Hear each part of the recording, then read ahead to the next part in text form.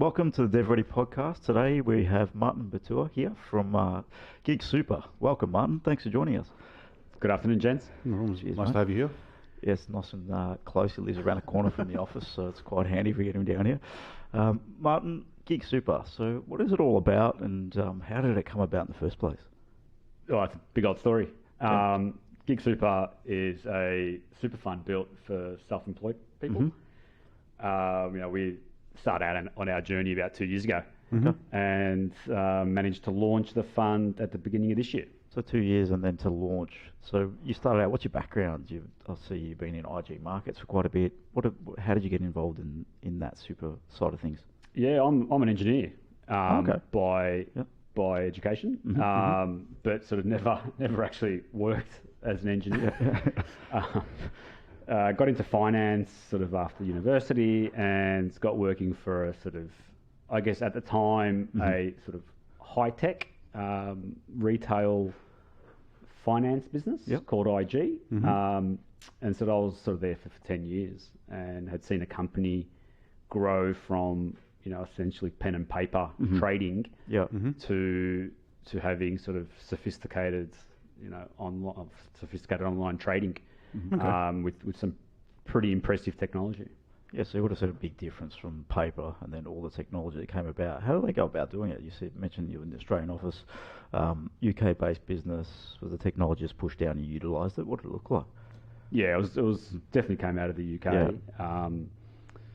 But sort of as dealers at the time, there was a lot of sort of user input. It was probably more tech guys than there were trading guys. Okay. But that domain knowledge definitely came off the floor. And so a lot of the business managers eventually who went upstairs came from the dealing desk. And it's just taken those insights, those insights that the dealer had from the customer, was able to sort of take upstairs to tech teams and build technology, during a pretty hectic time. That technology got built a lot during the GFC. So, you go from, so it was probably, I guess, situation-led in a way. I reckon that technology could have ticked over for a long time or for a few more years the way it was, except, the GFC volumes would have increased, 1,000-fold. Yeah, just before. And so technology, you sit there and you go, right, if we're going to grow as a business, and the business is growing during that period, and so they would have, the people at the time would have, realised that for that business to, I guess, keep up with demand, technology needed to keep up with that demand. You couldn't scale that business by having more tech staff. We had to basically replicate ourselves out of a business. Yeah, and that's where the domain knowledge comes into software. It's not just a developer can make something without knowing everything around the outside of it. So you need the domain knowledge of the person to be able to help with that. Oh, I'd go so far as say it's impossible. Yeah, well, so would we. So in terms of development, you were a part of a tech business really that serviced a trading platform, etc. So did you get really GigSuper? How did you come up with the idea? So it's supporting the gig economy. It's helping people that generally work for themselves, trying to establish a super account, and educating them on that. So where did the idea come about, and when did you first start really investing and researching the market? Yeah, it actually came about through one of our old sort of IG colleagues who had left the business and started work for a company in the UK who had signed a deal with Uber. Okay. So just out of interest, I'd Google the company he was working for. Okay. And the first thing that came up in their SEO on a search was that particular company signing a pension deal with Uber to help Uber drivers kickstart their sort of UK pension saving. Okay. And Uber had just sort of made a bit of a splash out in Oz, and it was just a bit of a look to see if anybody had done something similar out here. And I guess that was the first kernel of an idea. Copy someone in the UK. Thanks for that. It can be a good learning. Just taking technology from one country to another can be quite lucrative in terms of like your Netflix has been copied throughout Asia and done quite well for quite a few different people.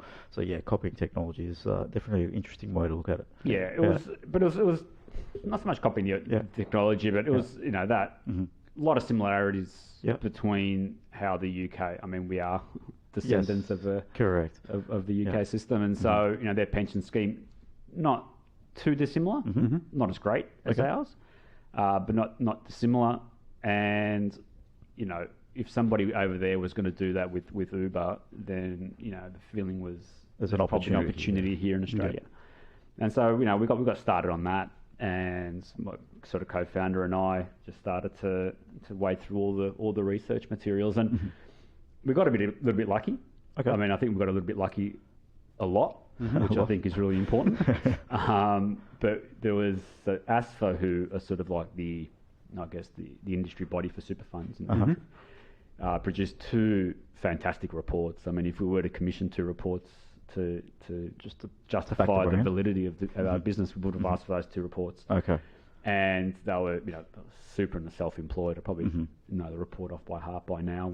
We've used it so often, but it went through, and there were some massive takeaways from that report. One would have been, 2 come to mind. That despite the tax benefits in super, self-employed people don't contribute, and will sort of struggle to have a comfortable retirement. Paraphrasing, but that came out of it, and as well as the superannuation products weren't mature for self-employed people. And so when we looked at those 2, that's supply and demand. There were a lot of self-employed people out there, 1.3 million, and it's quite a big number, isn't it? Yeah, it's a big number, and when you get into a business, initially you're looking for that growth story, and I just growth story. What's a growth story, mate? Growth? Growth story. You mentioned it. Well, I mean, for us it was, are there going to be more or less self-employed people in 10 years' time? Yeah, okay. Is your target market going to grow, or is it going to shrink? Yep. And I just, anecdotally, we felt like there is no way that we're going to be pushed, out of self-employment. If anything, technology will push people into technology. Gig economy, as they call it, is just growing everywhere, and the peer-to-peer thing, like you said, with the Uber drivers, Airbnbs, all that sort of stuff. A lot more consulting roles these days, so people with domain knowledge coming out, doing a lot of consulting in their 40s, 50s, walking out of corporate, so it is shifting, the models are changing. And it was interesting, I'm sort of a fan of history, but, it's I think we were always self-employed, from the day we sort of walked out of the cave, we were self-employed, and it was only until the Industrial Revolution where people pushed out of self-employment and into a payroll position. I suppose, people's family names was their job back in the day. Exactly. So. It probably helped with payroll. Yeah. Every carpenter's a carpenter. And so, a quote somewhere saying, is the digital revolution pushing people back into self-employment? Do we have enough tools now as the individual to be able to run a successful business? And deliver value at a different level, right? Yeah, absolutely. And there's so much that people can niche in these days. There's so many opportunities out there, and digital's creating a lot more opportunities and jobs. I think if you look at the numbers, it's creating a significant amount of jobs and shifting the way we work, and that's going to continue. So if you can pick a market and work in it, you'll do quite well if you own it.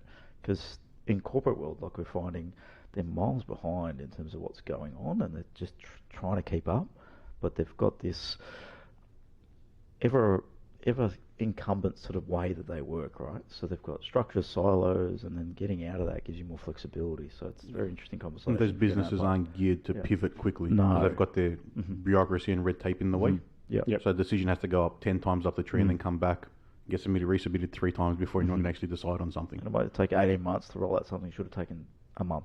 Yep. And that's not an economy we can continue to work in if we're looking for innovation and technology, right? And I suppose the individual himself, right? You go to work and you the 9 to 5, that structured lifestyle, battling traffic to work, battling traffic home, not seeing the family. If you can unlock those shackles a little bit and have that freedom and flexibility to work for yourself and be able to produce the results that you want to produce, that's a winner on both fronts, right? And just in terms of your own satisfaction as a person, if you can then go and make a living out of that and succeed financially, at least equal to if not better, then why wouldn't you move out? Yeah, interesting point. So you obviously see it as a growth market. So the idea, did some research. So the first thing was research. How long did you spend in research land, looking at what was happening in the trajectory of what was going on, stats, articles, what were you doing? How long was that investment? Yeah, so the prudent answer would say here that we were heavy on research. And so we spent 6 months going through every report. We were actually on holiday when we conceived the idea. We bought the domain name before we landed. And then the research came later. Yeah, nice. That's right. Mostly how it all starts. The domain name's not a big commitment, that's all right. Yeah, exactly. But, I think you need to be a little bit irrational to start a business. I'm not sure you do everything right initially. I think you go back and you fill in the cracks. Yep. But you gotta trust your instinct a bit and make some of those decisions that somebody who, the rational corporate might not, but the irrational individual who is willing to pivot and have a swing. We researched. We researched enough, but it wasn't like we went through a research phase and then went out and tried to do stuff. I think we still almost got building straight away. Okay. So you jumped straight into tech at some point? Yeah. Yeah. How did you go about that? So you mentioned off the conversation around the story brand and how you talk about your brand and how you communicate with your customer. Did it start from there when you design your product, or was it really just get into tech, find a development company? How did you go about it? Yeah, we definitely didn't do that right. Okay. In hindsight, looking back now, we did the things we were good at. And which were? Which is product. Yep. Okay. So, we focused a lot of time and effort on the things that we were confident to do on our own, and also confident to share with potential investors. Okay. Yep. And so, we got stuck into, being able to pick holes in other super funds' insurance policies, for example, and go, look at this award-winning super fund. If you're self-employed, you're not covered. Okay. Wow. That kind of stuff. We're good at that. We're good at our own sort of using personal stories to design product too. Both. So my parents retired during the GFC, and so they saw their sort of retirement saving take a big old whack, just as they approach retirement. And so, for people who might not be so market savvy, we feel like if you do have a lower super balance, if you are approaching retirement, the reality is you're going to be either fully or part funded by pension. And so having your super exposed to the market at that age might not be the best decision. Right? If you are got a bigger super fund balance and you're able to ride the waves, and I mean, but obviously seek personal advice. But if you're not sure, the prudent thing to do would be sort of de-risk someone as they approach retirement. How far out would you say? I've read some books on this, and it gave an example. I think there was two cases. One approached retirement, retired on the wave up. One retired on the wave down. 10 years in, one ran out of money. And 10 years in, the other one had $1 million still in their savings. Very interesting, as timing can actually impact. A lot of people will crystallise their balance and take it out as cash. And I think one thing that we haven't done, we're probably digressing a little bit, but one thing that we probably haven't done particularly well is focus on the pension phase of super. I think we're really good at the accumulation phase. And we are an accumulation product. Yes. But, there's a lot of innovation to be done around the pension phase, and and you can't just start having that conversation at 65. It's too late to do anything by then. It's not too late, but you just don't have the relationship. It'd be great if you had that relationship with your super fund when you're 55, and start those the tough questions, right? Right, like, hey, you got a lot of equity in your home, but you can't hit the bricks. What do you plan to do? Not everyone wants to sell their family home. There's a lot to be done before retirement, but I guess that's not where our product lies, and I'll probably leave that for someone else. Yeah, no, that's fine. So you're obviously focusing on the self-employed. Now, from a self-employed perspective, you mentioned a little bit earlier that they're not educated on super, they're not maybe investing in super. You also mentioned one thing about they may not be, their insurance might be a challenge if they're self-employed within super funds. Just dive a little bit on that, because I think it's good information for people listening long term anyway.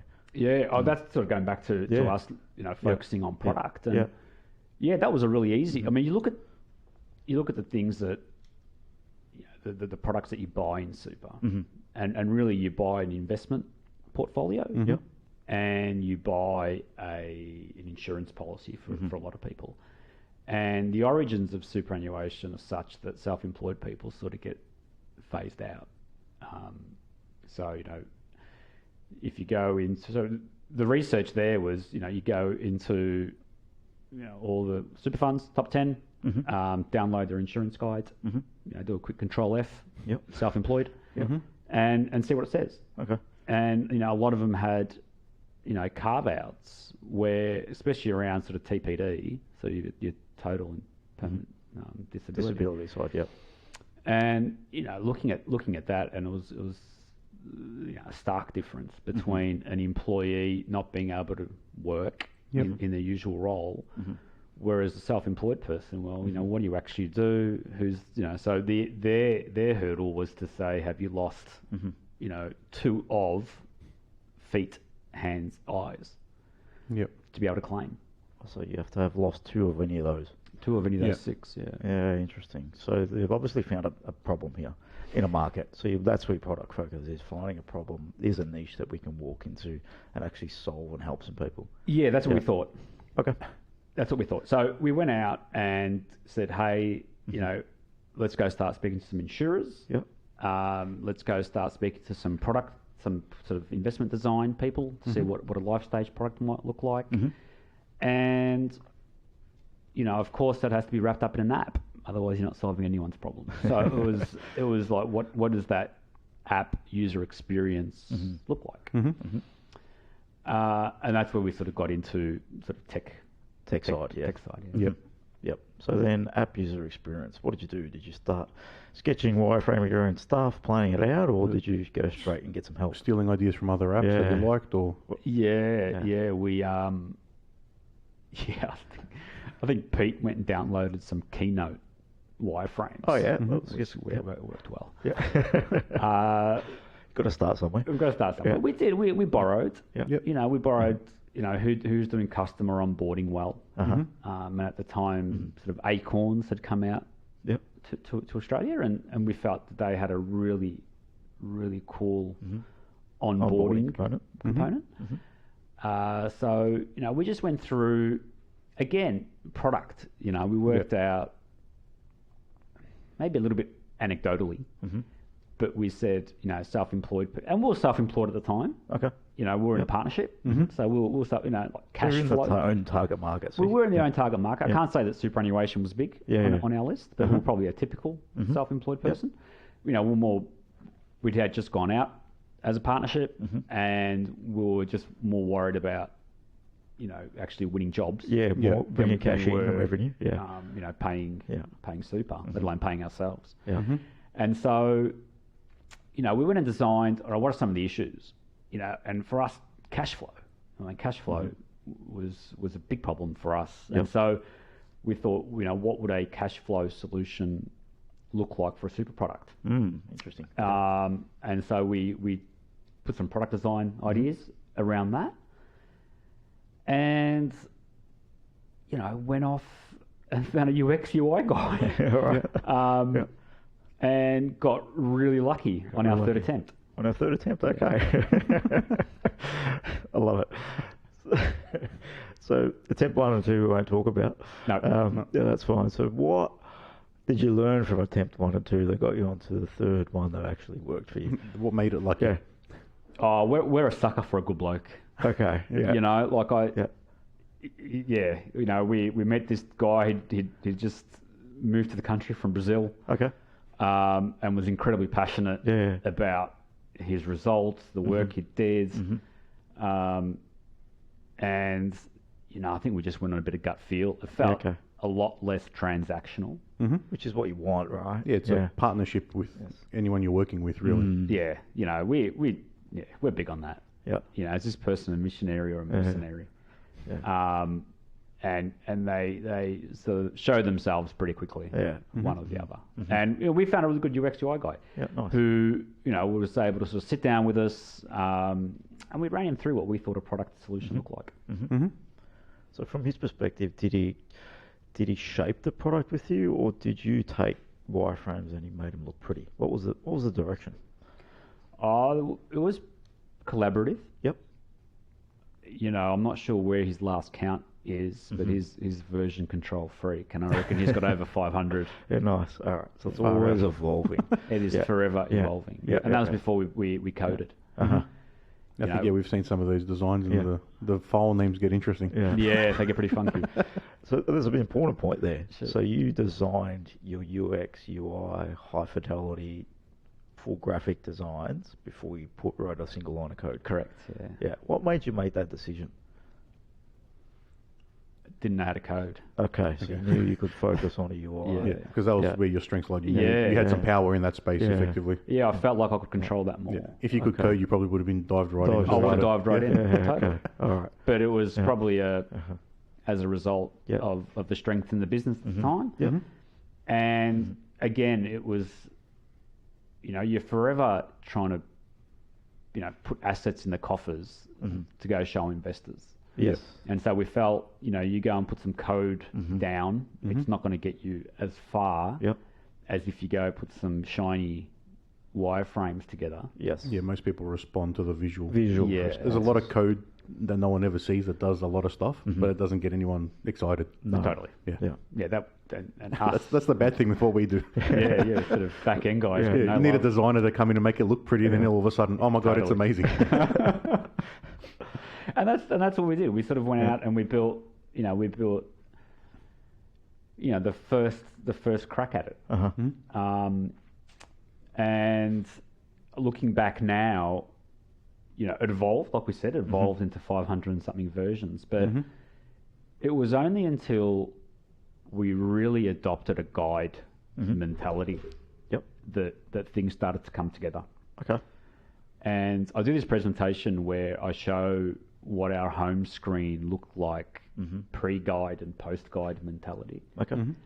And that's a real stark differentiator between the two mentalities. Like one of them was, the pre-guide. So you're talking about UX UI guide, just for everyone listening. What are you referring to when you talk about guide? Oh, we talk about guide as in being the guide, and you need to. Well, in our product, what we are is we're not the hero. Yes. The hero is the self-employed guy who's gone out on his own, and guy, girl, who's gone out on their own and making a fist of it. And we know how hard that is. And the last thing they want is to be presented with a whole heap of complexity. Because complexity is the problem. And so if you go and it's the villain in their story. And if you go and add to the complexity, I think you're not helping anyone. And we did it naturally. I think it was a natural skill in the business was to become a guide and adopt the guide mentality. And we did that by taking away a lot of the features that we really liked. That just we really liked. Yes, it didn't solve the problem for your user. And we took those away and we automated more of those features. For example, we had, one of the features was, our super fund comes with two accounts. So as we talked about before, you've got the super account. Before the super account, we have a saver account, which is where the money goes in initially. And the idea there was going to solve a cash flow problem. Because you put that money in, you want to have, with us, you have the fallback of saying, geez, I've just put $1,000 into the saver account, into super. Something's happened in my business, in my life. I'd really like that money back. If that money goes straight into super, you can't get it back. It's gone. Yes. But if it's in the saver account, you can just withdraw it. Okay, so you approached it trying to keep that cash flow accessible to a point. Yeah. Yeah, It's like a temporary, it's going towards the super, just not yet. Yeah. Yes. And we started out as an idea, and then you go, okay, how do you what's that user experience like? And it started out being just, hey, you can put money into this account, and then when you want, you can put money into the other account, into your super account. And yes, that does go some of the way. Yes. To solve the problem of cash flow, but what it didn't do was solve the problem of complexity. Still complex. It's still complex. Yep. When should I put money in? How much should I leave in my saver account? When should I move the money from the saver to the super? Yep. And all that was on the direction of the user. Yeah, if the user have to make too many decisions, then they're not going to make any. Correct. Yeah. Yeah. So, we tackled some things, but we didn't but we were exacerbating the problems in other ways. Interesting. And so we went back and said, okay, what would you tell somebody verbally? Tell someone, and I was going, look, maybe you should save weekly. Look, every quarter, you should not let that balance grow too big because it's actually just a bit of a cash drag sitting in cash. Yes. Maybe you should put that money into super because there it starts to grow it's exposed to higher growth market products. Do that quarterly because it gets away the temptation of spending a bigger pile of cash, right? And so, maybe you should do that. Hey, leave some money in the saver account because just in case you don't want to put every dollar in. Yep. Because you're going to start building it up again. But don't start from zero, and don't forget to claim your tax deductions, which was another feature of the problem that we'd found out during the research. And just being able to explain that to somebody, we said, okay, let's take that that sort of guided advice and code it, or turn that into the user experience. And that was where you looked at automating it rather than trying to educate everybody on how you could go about this. You've got like a wizard now, someone can step through. They probably ask them those questions. We have a 1, 2, 3. Yeah. We have a 1, 2, 3 wizard where, all those things that I said previously get sort of automated or you guide it through. Yeah. And we've gone out on a limb and said, look, we think this is the best user experience for a self-employed person who wants to start doing something about their super. Okay. Yep. So when you've gone through this process, this journey, UX, telling a story, guiding a person through the journey of setting up a super account, getting it all structured, at what point did you start actually developing something? How far in? Yeah, there was a bit of overlap between when we were totally, utterly happy with the wireframes and coding because you just, doing that linearly would have just taken too long. Yeah, get it. Yep. So there was a point you started developing something. Look, we had to get some rubber on the road. Yeah. Otherwise, you can sit there. The beauty about coding is like once it gets coded, you're not going to want to make changes. But when you're sitting there as a shiny little wireframe, continue to perfect this. Yeah. And I'm like the Enneagram 1 in the business, which means that nothing's ever perfect enough. And so, that was my big problem. Okay, get it. So you spent, just give us some time frames. So you spent 3 months, 6 months, 12 months UX. What did you do? 9 months, I would have said, was in getting really happy with the product, UX and the way you're telling the story. Yep. Okay. And development started like 6 months into that. Yeah, development probably there's a little bit of overlap. So we put some rubber on the road and started getting some of the elements down. And from go to woe, I reckon that was about 18 months. Did you come into the problem where things were getting done development-wise, and then the UI was forcing them to update and change again, or was like what was made was locked away and you move forward? We made a couple. The guide stuff. Yeah. I think we'd already started coding before we'd actually fully embraced the code bit. And so the guide bit. And so we went back and paid for variation. Because we were so adamant that I had to go in. Yep. There is a point where you obviously have to start moving and developing something. But I think these stories are a very interesting one and different to a lot of startup founder journeys where they attempt to start developing straight away. I think you took some good points out of this. You took what you knew you could actually do within the business, where you thought you could add value, design the product, do the research, understand the problem, and you really looked after that part of the process before you developed anything. So some stories we've had in the past are people just get a paper and pen out and talk to a developer. You took a very different approach, which is not one we've heard of so far. You went to a UX, UI guy, and you started there. So it's a very different conversation. If I'm going to go out and do my own startup again, I'm just going to start coding straight away. That's my strength. But that's not always the right approach. Yeah, but as a non-tech, if you're listening in, doing this, I think you started in a reasonable way because you tried to understand the product, the market, the problem. Users, the problem, and how you're going to best deliver a solution to that problem. Not, all right, we need something for the GigSuper economy.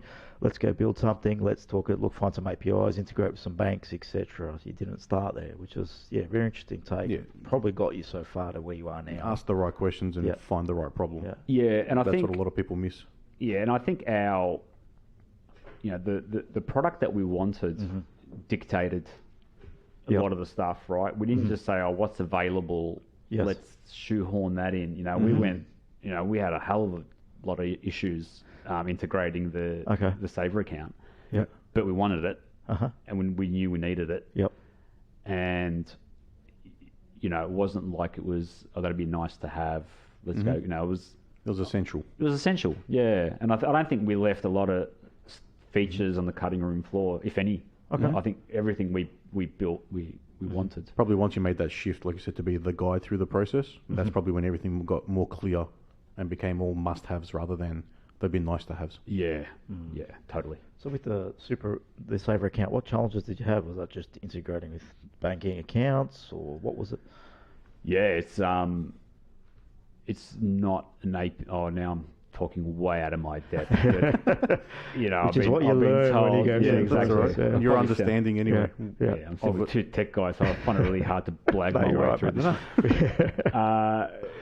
They're not APIs. Help me now, but I reckon they're file based. Yeah. So what we know of, file transfer protocol type stuff, maybe it's some secure stuff, but transferring files day to day. Put a file in some place, you have to then read that file from that place and then figure out how to work with some, or is it like 1970s antiquated system or something? But it works. Yeah. Right? That's why it's been changed for 40 years. I love it. Like, I hated it before, now I love it, right? Because I know it just works. Yeah, it works all the time. But that's the things you learn during the process. As a non-tech, you don't know what you're walking into. You just said, I want a Saver account. That shouldn't be hard. You just would have said money to account. But you found that, some challenges along the way. And then as developers, if that came to us and we were like, all right, we speak to the bank, like, we can integrate with you. And then we'd be like, all right, there's one tick off. Yes. Not knowing what's actually involved in that process. What that is. What does the word integrate mean? Yeah, that was a big challenge because we said it's just it's an account, guys. It's got Can't a be that number. hard. It can't be that hard. It cannot be that hard. Yeah, sometimes you don't realise what cannot be that hard is in tech, so you don't know what you don't know. So interesting stuff. So you got the Saver account. How did you find your devs? Was it through UX, UI guy? How did you find it? Did you go through multiple devs or just one development team? It was probably refer a friend 2 or 3 times. Okay. So I'd gone to university with an extremely capable dev, and I would have loved for him to have probably come into the business, but at the time that wasn't a possibility. Okay.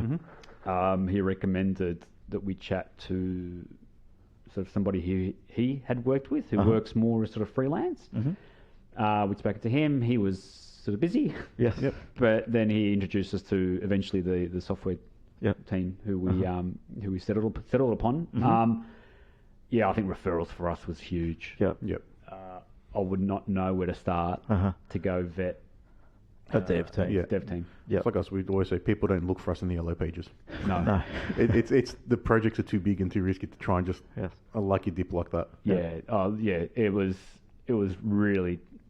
Again, I look back and I go, if all top 5 lucky moments. In GigSuper, having the right software guys. Probably number 1. Able to deliver the outcome you're looking for in a reasonable amount of time. You got launched in 2 years, right? So 2 years is quite a short amount of time in this game when you're designing a product from UX right through conceptually understanding the problems, digging in, what's the best result for the customer, and then actually building it. And it's not like a long time. your product could have been an MVP and work without all the pieces. It's not one of those kind of products. MVP is really interesting. Yeah. What does it mean to you? Not what it meant 2 years ago. Okay. What did it mean 2 years ago? So 2 years ago, it was the product we have today. Yep. That for me was MVP. Yep. And, I think this, man, we were launching a new business. Yes. Mm-hmm. And we were launching something in Super, and we thought at the time, look, it's got to look impressive, it's got to look safe and secure, it's got to have all the bells and whistles, and we didn't want to be like the stodgy super funds that are out there. Sorry, I don't you can throw that in there. But we had an idea that we wanted this thing to look good, and that was MVP 2 years ago. What we have today, which I think is a really, really cool looking product. Yeah. But you asked me what MVP is now for our product, and I think it's very different. Okay. And I think it would have been a lot more human. Yeah. I don't know if we would have needed everything that we have now in the app. I think we could have helped a lot of people 2 years ago. Interesting. Yep. So just by bringing more human element rather than trying to build all the automations? Yeah. So maybe just start solving the problem and no tech at all? Yeah, absolutely. Yeah, okay. Absolutely. So paper-based. Well, yeah, to a degree, like you could technically probably start with that. You could have borrowed what was already available, put the human language around it, and talk someone through it. Yep. And we could have started that 2 years ago. Okay. Now, absolutely 100% not scalable. But not probably from a long-term perspective. That could have been the stopgap between bringing it on first customer, right? Because then they'll just evolve into the platform and things get a lot easier. Yeah. And that's not too scaled, that process. It's just to get you through.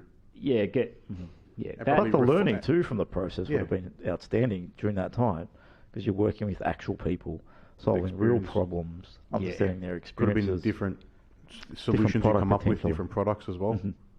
Absolutely. Because it's really easy as a product developer to get stuck in your own product because there's no criticism. Yeah, that's your vision. It's your vision, and I'm not going to release this thing until it's perfect because anything below that will invoke criticism and that'll destroy you. Get it out there. Get the criticism. Suck it up a bit because that's invaluable. And so, when we talk about adopting the guide mentality, that I think this is where it came into its own. And what we did, one of the things I'll refer back to the presentation, but one of the presentations is we show this great product that we built, and we have these early users who love the product, but hand on heart, they might not know exactly 100% know how the product works. Yeah, they get they look at the concept, especially when you're showing something in a presentation form. Yep. But they're not in it. They're not working with it. They're not traveling through the journey of it without having you there. They don't understand for them. Yeah.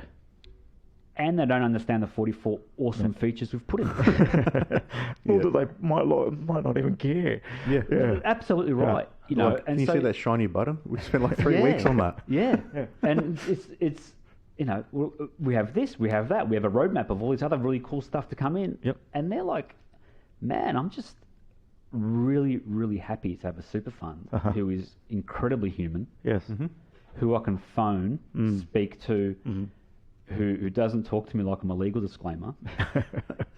And for them, that recognition piece was enough. Okay. And that was the light bulb moment for us where you go, wow. Yes, I think they'll end up obviously loving the product and using the product and all the 44 wonderful features that are in. Maybe not 44, but there will be. Yeah. But that's where I think when you look at being the guide, you understand more that it's a journey. Yep. And it's a journey from, for us in particular, it was a journey from, look, I don't even know if superannuation is a thing for me. Right? And then you can't take that insight to the to the problem and then offer a solution of automated tax deductions. It's the worlds apart for the person. Yeah. Miles apart, right? But that's what we had. Yeah, okay. Like I've built a way for you to be able to automate your tax, your contributions to super, and automating the intent to claim that as a tax deduction. And I think that's wonderful. To the person who is making a contribution to super and worried about having to make an intent to claim, and I say, don't worry about it, I've automated it. Yeah. Well, that's great at that point. Yes. But for us, that client journey of like, I'm not sure if superannuation is for me, can you just remind me the benefits of super? Because I feel like it's something where I just lock my money away for retirement. Yeah. I can picturing my dad who's a self-employed brickie. Yep. He'd be under that approach. Yeah. I don't think he ever put $1 into his super in all his life. 20%. Yeah. 20% of self-employed Australians will retire with nil super. Yeah, and those old school tradies, again, probably nothing. Yeah, exactly. And my mate's dad's a concreter. And, won't drop a name now, but he works weekends, cash jobs, just to right make now ends meet. How old is in older? Well, he's retired. He's retired. You know, he's in the early 70s. Yeah. But they did the classic thing, right? Yeah. I bought a house, maybe I bought two homes. One I rent, but that rental yield might not be enough. No, not to live off. Yeah. And so either you sell that property, big old whack of tax, Yes. or you go out and do a bit of work. And so, being the guide for us was being able to go, right, what are your problems from the very beginning? And then mapping out a journey of problems. And eventually you'll get to the point where the user's problem, is that they don't know how to get started. And that's where we'll be able to present them with the app. Yes. Right? You get started, hey, here's your plan. It'll take you 15 minutes, log in, here's the 1, 2, 3 wizard that we've created that helps guide you through, and hey, it's automated. But until they're at the I'm ready to get started, my problem is I'm not sure how to get started phase. Man, you've got a lot of work to do in your business. Yeah, educating them, right? Educating. It's at the point of once they're into, I'm happy to sign up, they're sold. Yep. They're not going to come and look at this thing and pretend that they know anything about super if they don't. If they've got no intent to put money in this thing, they're not signing up. It's going to be the last thing on their mind. Yeah. I don't know why. I don't know why I'm doing this. That's not the beginnings of a really great relationship. Just thinking of it, it's strange that when you work for someone, it's mandatory that you have to pay super, but a self-employed doesn't have any sort of regulation like that. Correct. Yeah. So if you're self-employed, it's voluntary. Yep. Yeah. And so the easiest thing to do is to say, hey, you know what, this is a little bit too hard. I'm going to put this in the too hard basket. Yep. And I'll get around to it. All right? I'll get around. Maybe your accountant reminds you. Maybe if you've got like parents who have retired, they'll probably make note of it. But you can put it in the too hard basket. It's voluntary. Yep. And that's what we battle with. Yes, it's really about selling that story. So when you started the business, you focused on product. Have you seen a shift in that to now being the back to the user, back to the people out there, educating them why I should be putting in super? Because clearly there's some massive benefits from a tax perspective. Have you seen yourself just becoming more of a business with a technology product rather than the technology business? Yeah, I'd wish we'd shown more discipline. 12 months ago to say, for every $5 I put into product, I'm going to put X dollars. I'm not sure what that number is.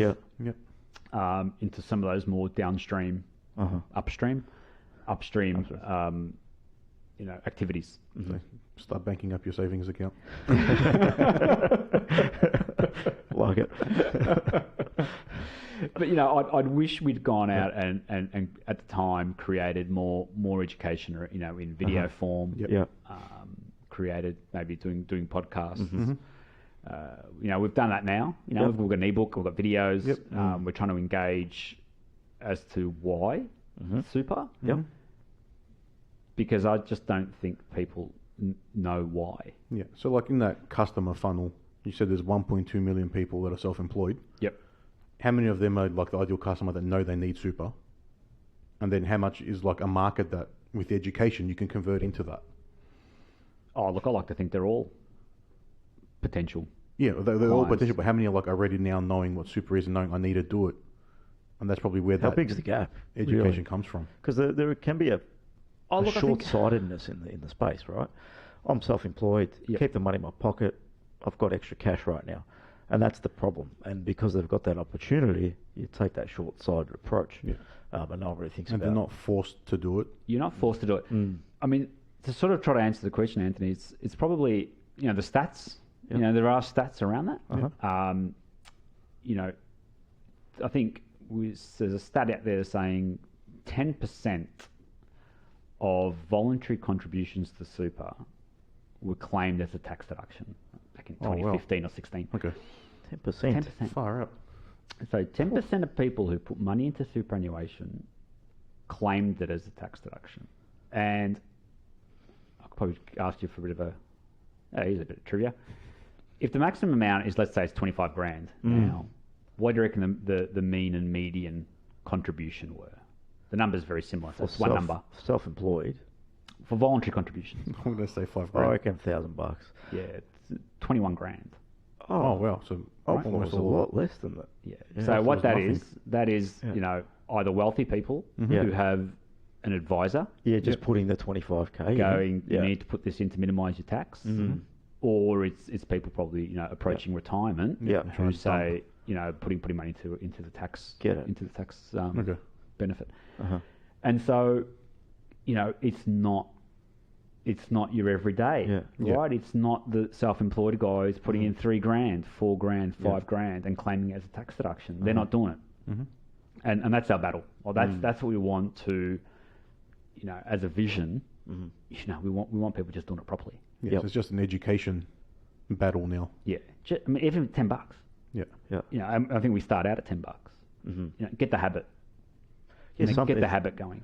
It's a habit. It's like a savings habit. It's exactly the same thing. Yep. The advantage is as you're employed, it just happens automatically, so you don't have to worry about it.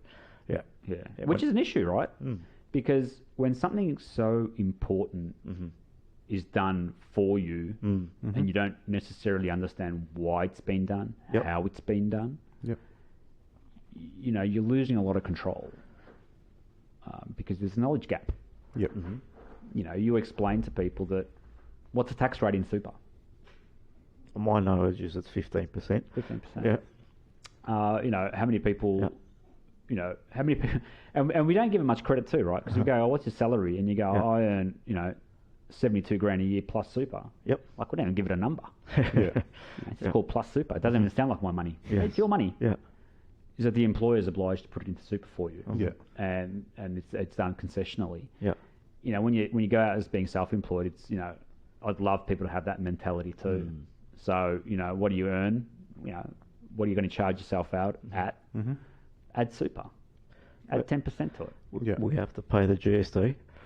And it's the same thing as super. Just put bloody super away. So, 10% tax for GST, 10% tax for Give super. it to you. That way. Exactly. Yeah. It's a tax deduction. Yeah. So really, the game's changed for you. It's more about the education. It's Yeah.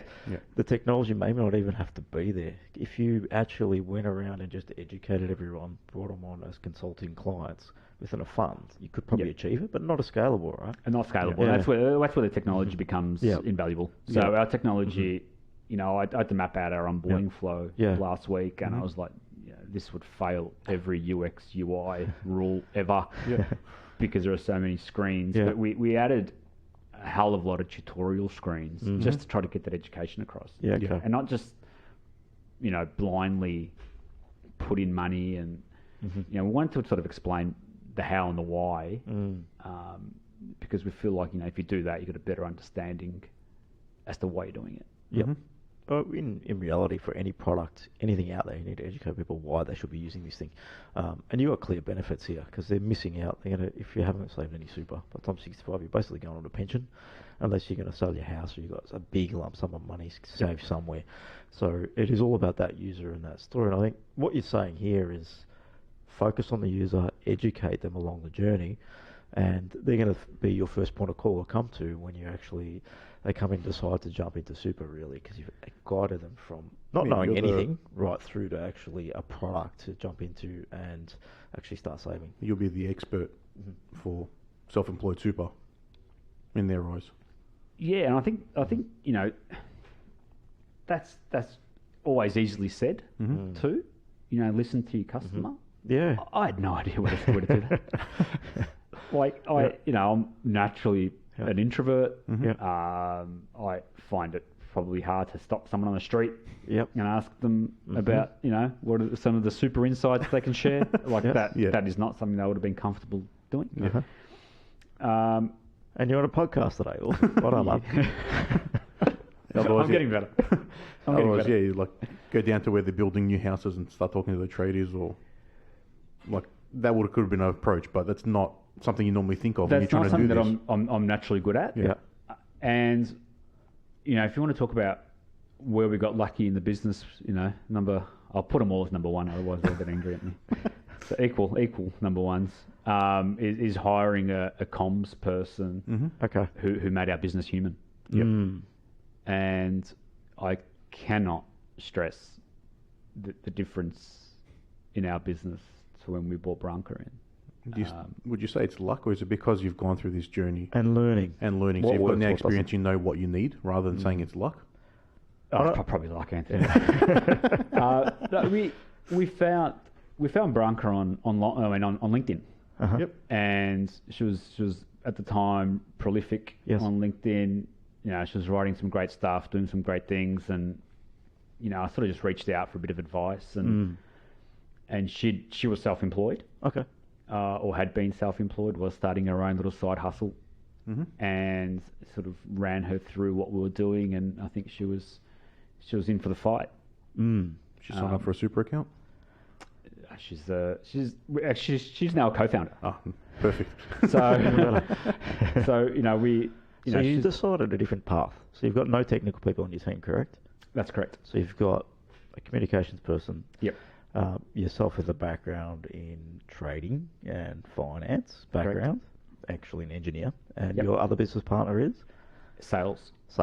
Okay. But you've got a good technical team that you can rely on. Yes. Correct. Yeah. No, very, very good. And we copped a lot of flack for that. From investors? Yeah. This is, you know, we found out this is not traditional. Yeah, normally they have a technical advisor or someone on board. Something on board, To like be your middleman to the tech team, effectively, or coordinate with them or whatever it is. Yeah, and we just couldn't afford that. You know, every time we'd try that, right? We'd go out, we'd speak, and they go, "Oh, you're crazy not to have a CTO in your business." Yes. And we said, "Oh, Jesus, all right." So you go out, you speak to somebody, and they'll just go, "Look, that's $3,000 a month." Just advice. Jeez, all right. Those conversations, do they make you feel like you're going in over your head and you might get ripped off in the tech space because you didn't have that knowledge now? Yeah, I felt more uncomfortable talking to the potential CTO than I did talking to our tech team. Well, that's not what you want. No, not at all. Especially if you're trying to hire us. I guess that's what you mean before the... I think we had a trusted relationship with our tech team, and bringing somebody else in, I thought maybe would have upset the apple cart. If you've got that good working relationship, they're there to help you. They're not just there to take money off you. Yes. Then that's going to make a big difference. Yeah, and there's a lot of transparency in the process. And that made me feel comfortable. And I wasn't sure where somebody else would come in to vet that. I wasn't sure. I wasn't sure the value because... Well, you're getting the outcomes you're looking for. Getting the outcomes we're going. It was built... you know, agile, maybe it was, in an agile way. We're always given stuff. You know, we were able to have good debate, particularly with the engineer. And I felt that's when I felt most comfortable is when I'd get pushback from the engineer. Yeah. Yeah, and you expect that. So anyone's listening, if you're working with a tech team, they just say yes. Yeah. Just get a little bit concerned because Yeah, you want your people on the other end going to actually debate you. And I think it's important. And 'cause give you you want feedback, that feedback loop. pushback, alternatives, Yeah. other ways Collaborative. of doing something. And they care then too. Yeah. Yeah. If Like you're getting it's a team massive thing of care, really. yeah, a team of yes is going to be the quickest way to make shit software. Yeah. Yeah. There's no easy way to say it. Like, Yeah, especially when you're somebody who, like myself, who you know comes up with a crazy idea a day. yeah, and like, And- we'll drop yesterday's and start today's. Yeah, and I can see like how that wouldn't have. Yeah, that wouldn't Wouldn't have work. been Yeah, the way. that CTO story we had. Melanie in our second episode, she was building up her own product. Got a CTO on board. He said to take it overseas, and then Picked he the was team. He picked Ran the the team and team. did everything, and it went to shit anyway. Yeah. So it's not Because the he answer wasn't all the there for time. her. He wasn't Yeah. there for the product. He didn't get behind it. Yeah. So he just did a shit job of it anyway. Yeah, and fruity language for a podcast. Yeah. Yeah, we're on. Can I? Yeah. I've been holding my tongue. You know? I should have let you know earlier. I don't know. I've got my Broadmeadows roots. I'm gonna start. So, yeah, it's really hard. Who do you trust? Yeah. Because you could. I mean, I'd always argue the point and say, look, I could go hire, or we can go out and hire 2 or 3 people, Yeah. and I still wouldn't know if that code's any good. No. No. Yeah, you don't have the That's technical one of the background. things that you're putting in the hands of your development team. Yeah. Yep. And that's why you probably got pushback from your advisors or your potential investors or investors saying, are we getting the right outcomes here? But I think you need to really do investigation. You obviously would have investigated the team you're working with, the type of products they're delivered. And I know who they are. They've been around for 20 years. So they obviously got some credibility to be around that long. They're in Australia. It gives you a little bit more sound confidence that they might be able to deliver something. Yeah. And if you'd gotten your friend on board from uni as your CTO, you would have been comfortable because you know him, you know he's got your best interests at heart, and he's not Correct. there for the $3,000 a month. Was that an option To have him on board as a. as a CTO? Just Yeah, or even he just was- advising? Was that an option? Yeah, I think I did ask. Yeah. Actually. Uh-huh. And he's just so busy. Yeah. Okay. So it just didn't work out that way. Just didn't work out. Yep. Yeah. But that was the beginning. But as we got more and more comfortable, you know, I start to see the value in the model Yes. that we opted for. Uh-huh. Because now I realise that, you know, we've got an engineer, Yep. you know, we've got back-end devs, we've got API specialists, we've got front-end guys, you know, we've got database dudes. Yep. You know, to go out and hire all those people Uh-huh. And manage them. and manage them. And, you know, perhaps they had never worked together, or most likely had never worked together. So manage those relationships, Yes. that new team, you know, to be able to just drop a team in and for them to become part of our team. Uh-huh. Sounds easy. Yeah. Yeah.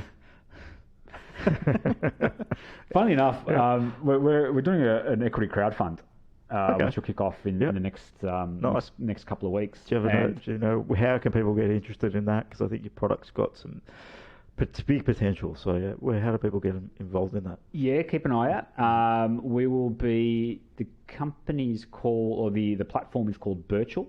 Okay. And I'm sure if you Google Virtual and GigSuper in the coming weeks, Yep. You'll see a fair bit. It might be by the time we release this, we can put the Yeah. link out. Oh, we have the link? Yeah, we'll put Ready the to link go? up there for you, Darren. Let us know when the link comes out. We'll put it on, mate. Happily. But I understand that a couple of the guys in the in our software team are gonna get involved, Yeah, and cool. and buy some shares, Yeah, nice. which is great, right? Yeah. Because They're brought in, they get the concept, they they understand get what that they're trying to concept, do. they understand it, Yeah. they're part of it, and you know I feel like we have an astoundingly good tech Yes. team. Yeah, that's good, and it's collaborative, right? So look for a team that's collaborative. It is a risk too, because as you just come in there, and I understand that the advice about getting the CTO, because they can maybe vet it. Yep. But then you have to also get the right CTO, because if you're not the right person with the right background trying to vet a product they've known nothing about, that's another problem. That's, I think, the problem Melanie had. Yeah. Now, talking how you're saying they're going to get involved into the crowdfund and get some shares, did you try and offer them the startup special? Which is like, I'll give you some equity for some I free reckon I development. offer equity every time I walk in there. Every time the bill comes up, I'm like, you sure you don't want that equity? Yeah. We see that's a tactic we see from a lot of people. Yeah, really? I'm not the Yeah. first one to do that. No, I started giving that term. Yeah, it is a startup special. Yeah. So I thought I was alone. No, there's a lot of people, they use that and then they just try and drive that for the bottom dollar and they don't care about the relationship that comes with it. Because if they get involved at that level, it's not just now a development partner. They're part of your business effectively. They're investors. Yeah. The challenge with that and putting it out there, if you're an equity, if you say, yeah, we'll do it for equity, you're an investor, but you're also responsible for delivery now. So you've got two responsibilities here. Yeah. Not just one. I haven't put my cash in and just come back in 3 months, check in, see how it's going. Cash that I've earned already. Generally, you might be working with a young guy or a couple of them, maybe not so experienced because they'll jump in and try that. Yep. And might not be the right people anyway. And then they're responsible for delivery.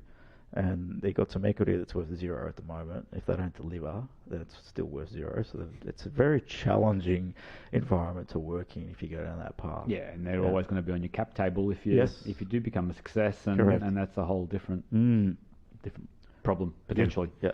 So you built most of your tech in Australia, tech team in Australia, UX in Australia. So it would have been significant investment in terms of dollars, I would imagine. Correct. Yeah. Why did you go down that path and not something a little bit more cost-effective in the eyes of some people, throwing it overseas, doing something different that way?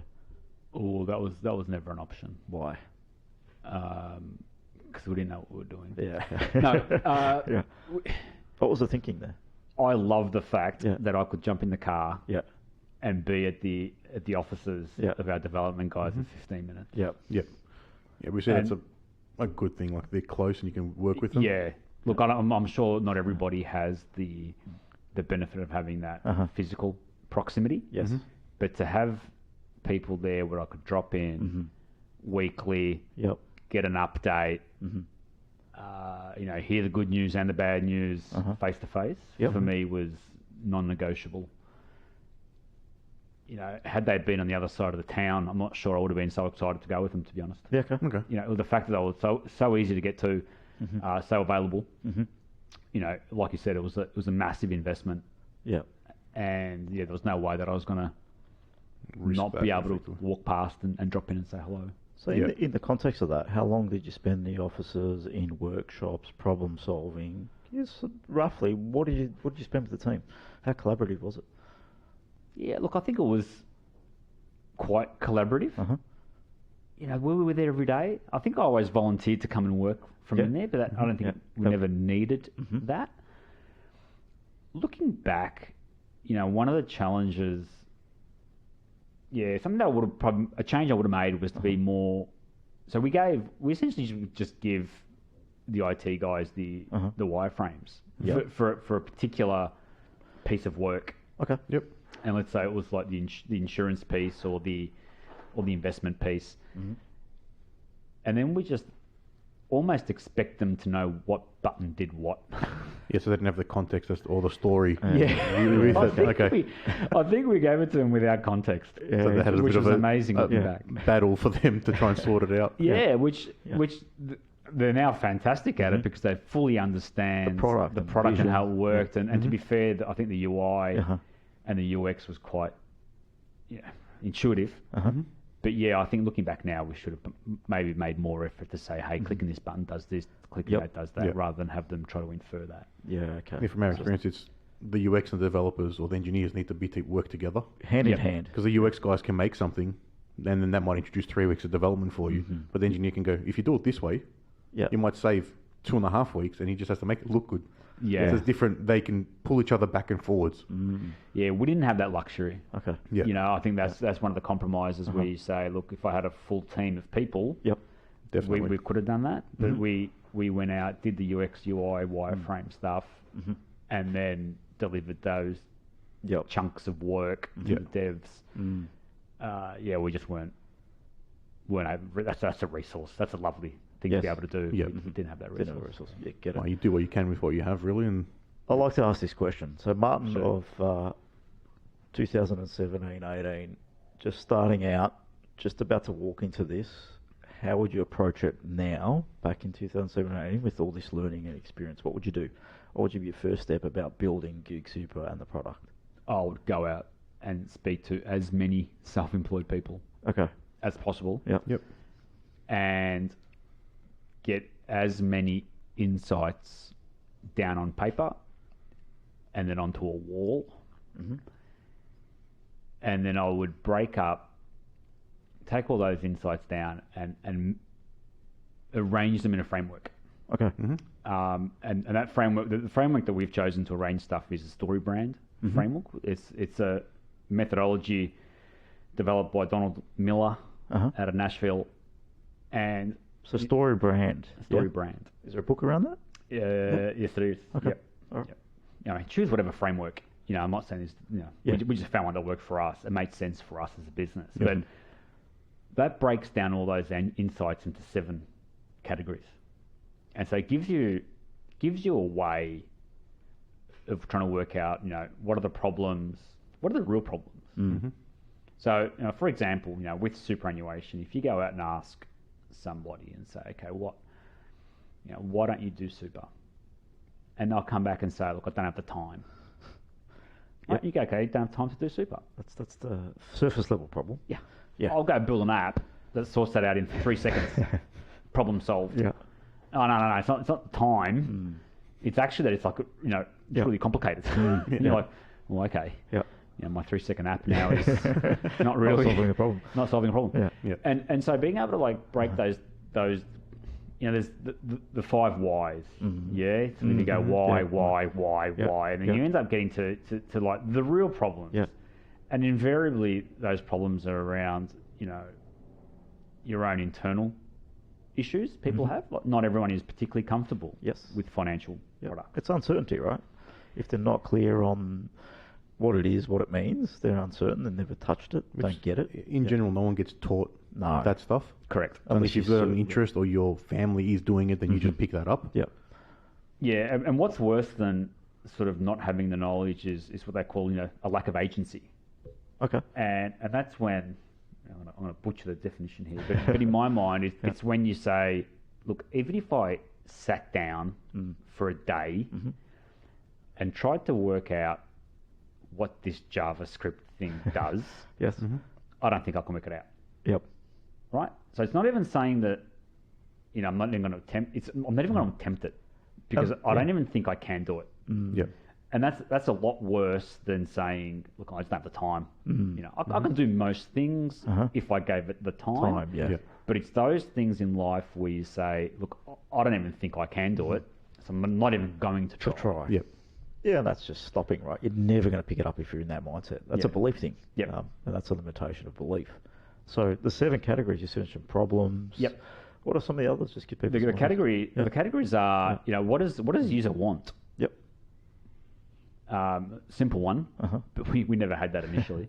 Yeah. You know, so trying to work out in real sound bites, this is a real skeleton script. You know, what does the user want? You know, what's the villain? Or who's the villain? Yep. Who or what is the villain? So for us, the villain is the complexity. Makes sense.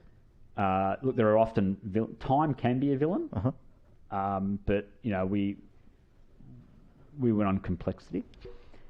Problem, there are 3 levels of problem. You know, there's the external problem, the internal problem, and the philosophical problem. So you wrap things up as problem, want, you know, the guide. Yep. That's you. You know, and how are you able to show empathy and authority?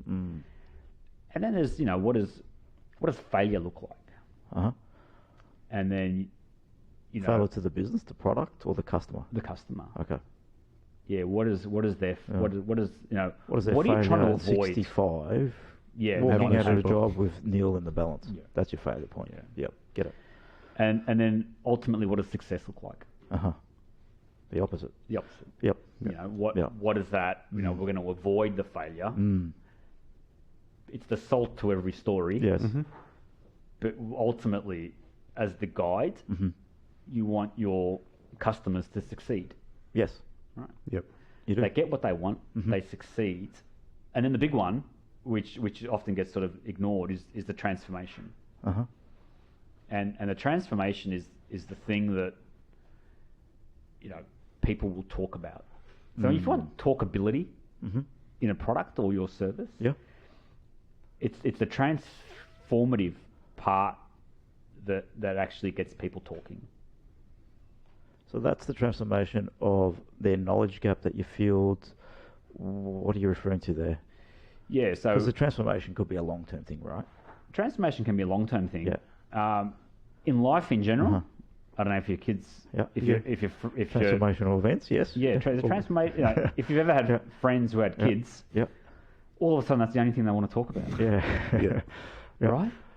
It's like, oh man, like It consumes every minute of your day. yeah, consume because like Because they do. yeah, because the individual's transformed. Yes. Yeah, I'm no longer the person I used to be, Mm-hmm. and now I've hopefully become a better version of myself. And they're responsible for someone else. Yes. Yeah, but you've become a better version, hopefully, of yourself. And so it's only, well, my take on it is that it's only when somebody can sort of say, look, I'm a better version of me, that they're then willing to share that story. Yes. Yep. So if you want people to talk about your product, you know, how are they becoming better versions of themselves? And one of our testimonials, I love it, you know, says, you know, I feel like a proper adult now. I like it. Very How good. awesome is that, Yeah, it's right? great You know, stuff. you're sort of gone, you're working, you're doing all adult things. Yes.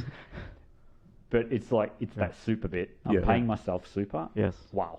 I'm Like taking a responsibility I'm taking for my future responsibility. self. Yeah. There's a nice little marketing Yes. avenue for you. Yeah, Yeah, looking I at know. it now. Go on TikTok and start I'm adulting this thing. Awesome, mate. Well, you've mentioned nothing about the product there, really. It's about the customers' wants, customers' needs, core problems, how you can transform their thinking and what they're doing with the business, what the business stands for, your guide, so how you're guiding people through a journey. I think that's a very different conversation to the person of 2017 would have started from, clearly. Yeah. When was the first time you had a conversation with actual people that were self-employed that didn't have super or were looking to invest in super? Oh, whenever. You know, jumping in an Uber. Yep. Getting the internet changed over. Yep. Having a you know, a clean house. Yes. And the cleaner coming in. Yep. Yeah, conversations. Yeah, conversations. You So know, you have those become- conversations. Have those conversations. Yeah. Be the boring guy at the barbecue. Yeah. Talk about the same thing. all Ask the time. people about super. You know, be that guy. Yeah. Yep. Nice. Yeah, so the product has now just become a tool to deliver on those solutions. It's Yes. not the solution. Correct. Yeah. And it's actually, in a way, liberating as a product owner, where you don't have to become this sort of hero. You know, it's not about your story.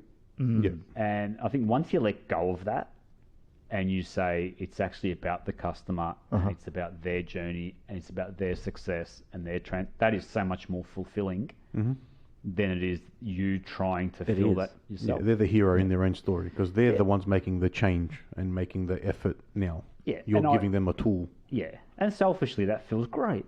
Yeah. It does because it's you're good. helping. When we help people, I think what stats are: you give someone money, you're going to feel good for a day. You take money off someone, you're going to feel good for a minute.